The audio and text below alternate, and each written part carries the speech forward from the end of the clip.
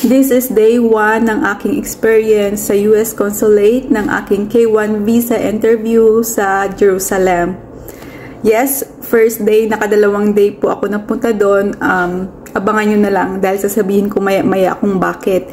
So, first day ay pumunta muna ako sa medical center sa Wolfson. Sa Jerusalem din ito pero medyo malayo kasi siya sa US Consulate. So, maaga ako doon before 6 o'clock. Ayun, nandun na ako. Tapos 7, dumating naman yung staff doon. So, kinuha ko na lang yung medical result ko, which is nakalagay siya sa parang envelope na white. And then, nakalagay din sa plastic. And then, sa loob niya may papel and CD. Tapos may nakalagay doon, do not open. So, hindi ko siya inopen hanggang sa, nag-taxi na lang po ako papunta sa US Consulate. So, before 8, nandun ako and maraming na mga tao na nakapila doon sa labas. So, halo-halo na kayo doon. And then, after 8, siguro mga 8, may mga gwardiya na doon. And 8:10, sinabihan nila kami na maghiwa-hiwalay kami. I mean, may hawak ka na US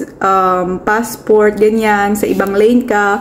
Kung kailangan mo naman ng immigration, tulad ko, na mag-interview sa K1 visa, sa mga tourist visa. So, magkakasama kami. So, dalawang lane yon. Pagpunta ko dun sa guard, tinanong niya ako kung para saan yung pagpunta ko. Sabi ko sa interview ko sa K1 visa. And then, binigyan niya ako ng number, tapos parang may chinek siya doon, tapos parang may in-encode siya sa kanyang tablet, para siguro attendance na andun kami sa labas. Pinapasok nila kami sa pintuan, and then pagpasok namin, nilabas namin lahat ng mga dala namin, phone, documents, ganyan. Ilalagay nyo sa parang basket yung mga dala ninyo kasi hahalongkatin nila yan. Tapos sa x-ray din, yung mga dala nyo, kunwari may bag kayong dala, ilalagay nyo sa x-ray. And then, pagkalabas ng x-ray, halongkatin nila. Tapos kung may sealed kayong documents tulad ng medical result ko, na nakalagay na do not open, bubuksan nila yan, titignan nila, papalabasin nila kayo, tapos bubuksan nila, I mean, ikaw yung maggaganyan, tapos sila yung maghahalongkat. Pagkatapos doon, babalik na kayo, kukunin nila yung charger, phones, lahat ng electronics. Pero yung watch ko hindi nila kinuha. Sabi nila, okay lang daw yon. Pagkatapos noon ay lumabas ulit kami pero sa isang building na. Bali yung isang building na yon parang security check. Tapos sa another building, doon na yung immigration. Pag-upo ko doon, tinawag agad ako. Tinawag agad yung pangalan ko. And then sabi nila, chinek agad nila yung DS-160 ko. So dito ko, pag nag-fill out kayo ng DS-160, DS-260, lagi nyong i-check kung saan yung in-address. Kasi dito sa Israel, meron pong dalawang US Consulate. Meron sa Tel Aviv, meron sa Jerusalem. So yung aking interview is sa Jerusalem, pero yung DS-160 po ay sa Tel Aviv. So sabi nila, sorry, hindi ka namin may interview today kasi yung DS-160 mo nasa Tel Aviv, sabi niya ganun.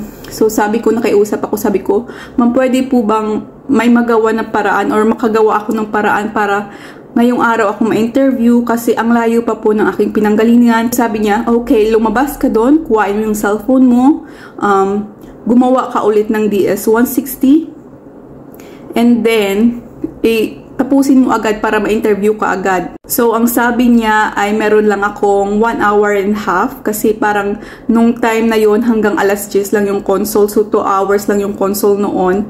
And then, nung naka-1 oras na ako sa labas pero hindi ko pa din tapos yung DS-160 ko kasi wala akong picture. Ayaw ng system nila, ayaw tanggapin ng system nila. So, umiyak na ako. And then sabi ko sa guard, sabi ko, sir, can you help me? Basta lang yung English ko. Tapos sabi nila, punta ka doon sa supervisor, tingnan, tanungin mo kung anong magagawa nila. Sobrang bait nila doon. Pinabalik nila ako sa immigration. Sabi ng immigration, okay, meron ka pang 1 oras. Dapat matapos mo yun. Kung hindi, balik ka na lang bukas. So, ayun na. Parang naghalo-halo na yung nervous ko. Para naiiyak na talaga ako. Tapos, mag-1 oras na hindi pa rin ako. Tapos, sabi nila, balik ka na lang bukas. So, sa next ko na lang na video, sasabihin kung anong tinanong nila sa akin sa interview. So, note ko lang kung nag-a-apply man kayo or may interview kayo sa US Consulate, make sure na tama yung address ng inyong DS-160 or DS-260 sa consulate na pag-interviewhan ninyo. Lesson learned na to para sa akin. Okay, this is day 2 ng aking K1 visa sa US Consulate sa Jerusalem kasi yung first day ko po hindi po natuloy yung aking interview kasi yung DS-160 ko ay nai-address ko sa Tel Aviv, which is hindi po dapat kasi yung aking appointment ay nasa Jerusalem. Dito po sa Israel merong dalawang US Consulate, Tel Aviv and Jerusalem. So hindi po nila mako-continue yung aking application kung ang aking DS-160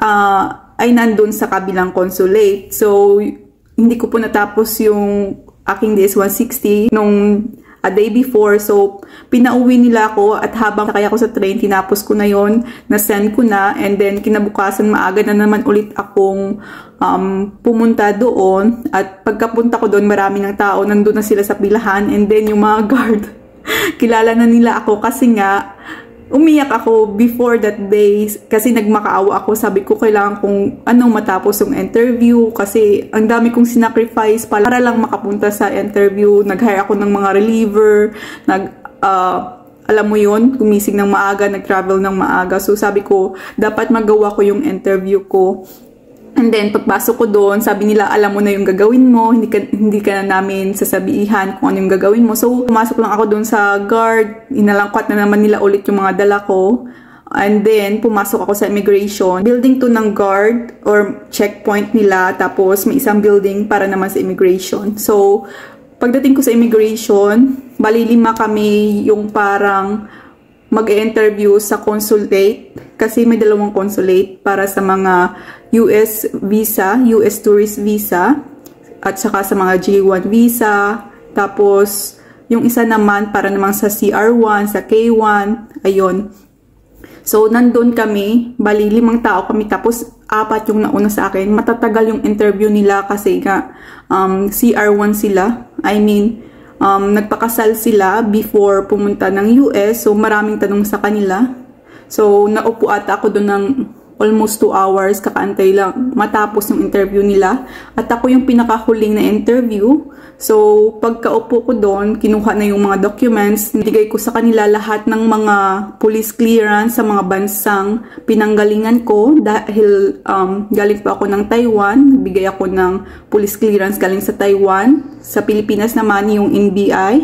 And then sa Israel ay yung police clearance sa Israel. Pero naka-English translation na siya kasi pina-forward ko sa Philippine Embassy. Pag pina-forward nyo kasi sa Philippine Embassy, ita-translate na nila sa English. Tapos, yung live birth, nag-expect ako na kukuhain nila yung I-134 ko o yung about sa may supporting financial support, pero hindi nila yung kinuha sa akin ha. Pero I'm not sure sa iba. Basta kuhain nyo na lang lahat para pagdating nyo doon wala kayong maging problema. Pinakita ko din lahat ng W2 from 2020, 2021, 2022, pero hindi nila kinuha. Yung kinuha lang nila yung 1040 na pinaka-latest. Ayun. And then, nag-antay lang ako doon ng hanggang matapos yung 4 na nag-interview. Tapos, yung sa console, konti lang yung in-interview sa akin. So, pagdating ko na pala sa console, pinasumpa niya ako. Sabi niya lahat ng pinasa kong documents at lahat ng sasabihin ko ay tama. So, nagsabi ko, yes, I do. Pagkatapos nun, fingerprint niya ako. Una yung left hand, 4, ganyan. Tapos right hand, 4 din. Tapos yung 2 thumb. Okay, tapos no, nag-umpisa na siyang mag-question. Parang wala naman tinanong masyado. So, yung tinanong lang ay paano kami nagkita, saan kami nagkita, kailan kami nagkita, ilang taon kami or gaano kahaba yung pag-uusap namin bago kami nagkita, saan siya nagtatrabaho, saan siya nakatira, ano yung plano nyo pagdating mo sa US, nag-propose ba siya sa'yo, which is sinabi ko, yes, nag-propose po siya sa akin. Binilhan niya po ako ng singsing, tapos siningnan niya yung singsing ko. Tapos, pabalik-balik siya doon sa may computer. So, kinakabahan ako. Baka, iniisip ko baka may kulang or baka ma-deny ako. Pagkatapos nun, sabi niya sa akin, okay na, antayin mo na lang yung visa mo na makarating sa inyo. So, tuwang-tuwa talaga ako. Sabi ko, thank you so much talaga. Tapos nung dumaan ako sa mga guard, ang laki-laki ng ngiti ko. Sabi ko sa wakas, finally, natapos na. So, masaya talaga sila sa akin. Naging kaibigan ko agad sila. So, ayun lang. Good luck sa mag-interview. Bye!